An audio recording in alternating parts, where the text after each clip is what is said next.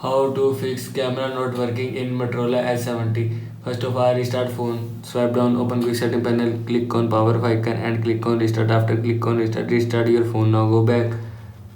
After that, clear cache, open setting, scroll down, click on apps. Now here you will see app, search camera app.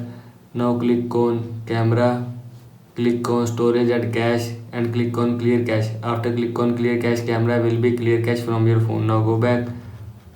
After that, software update, open settings, scroll down, click on system updates, click on check for updates and click on update. After click on update, software will be updated from your phone. Now go back. After that, reset all settings, open settings, scroll down, click on system, click on reset option, click on reset by setting and again click on reset by setting. All setting will be reset from your phone. This is how you can fix camera not working in Motorola H70. I hope so you like this video and thanks for watching this video.